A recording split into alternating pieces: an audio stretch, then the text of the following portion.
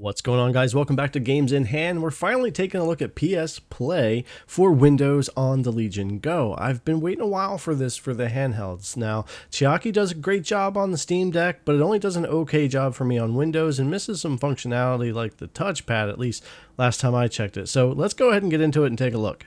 A few days ago at the time of making this video, there was the Reddit post announcing this launch by the dev here and a link to the store to be able to go buy the license. PSPlay has always been a paid for app, but it works really well. There's all kinds of features that come with this, and I'm sure it'll be getting updates. The cool thing here too is if you get a Windows license, the Linux version that's coming that I'll be using on the Steam Deck is going to be included in that license. But you go to the website here and you do a typical purchase of your license, and then you're going to get a copy of that sent over to the email that you used, and there's also going to be an order record that you'll be able to see here as well once you place this order.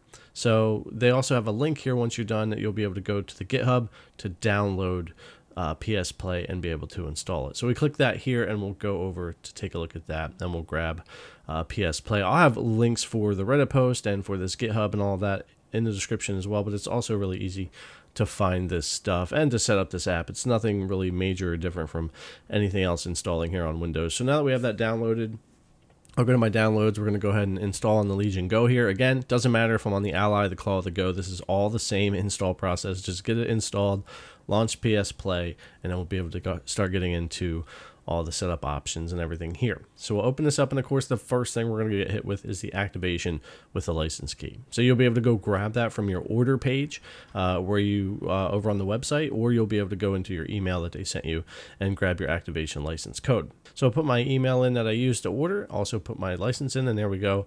I'm activated and ready to register a PlayStation. So I have my PS5, that's what we're going to concentrate on here. So I'll click on register, PS5, and we're going to need that registration number. This is the PIN number you get from your console. So over in your PS5 settings or your PS4, you're going to be going in on linking your system, remote play, and link device here. Of course, make sure enable remote play is on there as well.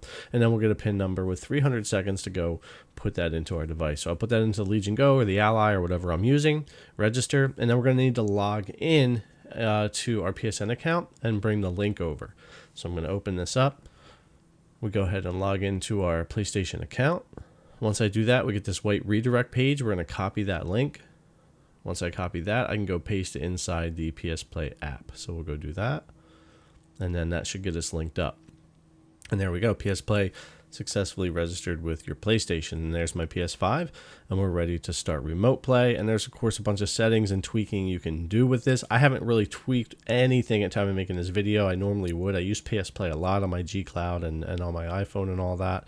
But yeah, here's your settings for aspect ratio, bit rate, FPS, 1080p, all of that. Vulkan compatibility. I've been bouncing back and forth, but that's kind of where I've been landing. HEVC, VSync, depending on how the performance is for you there with any stuttering or tearing, if you want to use that. But really easy and intuitive to go through and pick what you want here for your settings and really just kind of tweak things to work the best for you, because this could be different for everybody depending on your network setup and all that you're using here.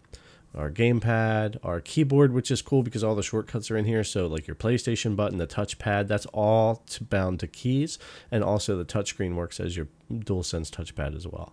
I like to do start in full screen mode here too. It works good for me. And then we have some experimental stuff there. So that's some tweaking and changing. Bit rate mode I'm leaving to auto, but I would typically change that and bounce between 12,000 and 25,000 on my bitrate depending. Now we have local connect, remote connect, and we'll be able to take a look at both of those. I actually have two separate ISP networks in my house, both 1 gig down, 250 up. So I was able to test the internet connection here and the local connection both, but it's very like perfect setup. So when you're far away from home or out on another Wi-Fi, it may not be near as good as what I show in this video, but there we go. We're all set up and streaming our PlayStation 5 to our Go. Now what's cool on the bottom here, we got our PlayStation button, mic button, and then we also have our full screen and minimized, and then our disconnect over here. So all we have to do is touch the bottom of the screen of the stream there, and those will always pop up for us, and we can get into that. There's also keyboard shortcuts you can bind, like I showed you in the settings, and of course with hotkey setups on these handhelds, we could certainly bind some shortcuts and make like the PlayStation button or some of the other things even easier, or if you didn't want to use the touchpad. But yeah, all in all, pretty good setup there. Now, as far as remote connection, like away from home or on another network, If you go and do that manually, you can do that with your port forwarding, your IP address for your PlayStation, for your home network, and all of that. Or what I tried here was automatic remote connection and streaming. This is an experimental feature that automatically sets up the router to be able to remote play and stream. And I tried this out again on a perfect setup here with two 1 gig networks at my house separated, so I was able to try the local connect and the remote. It's not always going to work as well as it did for me here for everyone or for myself if I'm away from home. But you can see here remote connect and automatic now will be here. I use automatic. I hit that, and then it's going to be connecting via internet here. So I'll just let this go. It does take like a minute and a half, so I'm going to speed this up a little bit, but then it goes to linking, to testing, connecting, and then we'll be into our PlayStation. So this is an internet connection. This isn't on the same network as the PS5, and but it is on a really good connection, a kind of a perfect setup, and in the same house, but on two different ISP and networks. So anyways, that's kind of how that's working out. Now, if we're on here, this is local network connected with the Legion Go. I want to get over to the PS5 where we can actually see both of them at the same time here, and really it works well. This PSPlay has worked really good for me on my G Cloud, my iPad, my iPhone, so I'm familiar with the app and how good it typically works. Chiaki I've used a good bit, but it lacks on Windows and doesn't have the full touchpad support, or at least it didn't last time I tested it. But here with PSPlay, we have all access to full touchpad support and all of that, and a lot of ability to tweak the connection. Again, I haven't tweaked anything or made this work perfectly for me. I can get rid of some of the little stutters and hiccups here and there. I can adjust my bit rate. I just kind of went for it here and wanted to see how it was kind of out of the box with me just changing a couple of little things like the Vulkan decoder and all that kind of stuff and the remote connection. But yeah, this looked and felt really good to play. Now, if I switch this over to the internet connection, not the local network connection, I instantly did feel that floatiness a little bit more. It wasn't as responsive. It might be hard to show in the video. And of course, if you're away from home or at a hotel maybe or somewhere else, it could get worse. So I kind of have a best setup here. But on internet connection, yeah, I could still feel it even with this setup over local.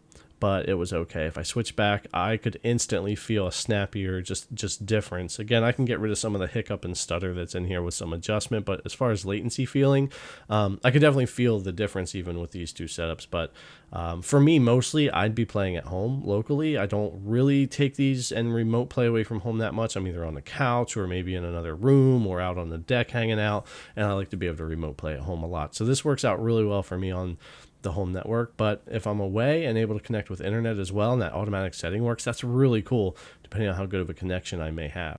But yeah, guys, hopefully you got something out of the video kind of showing you how this setup worked. There's a lot you can do with your options to tweak and really try to get this working the best for you, whether you're at your home network or trying to get it to work away from your home network. All right, guys, thanks a lot for coming to check out the video. As always, we really appreciate it, and we'll see you in the next one.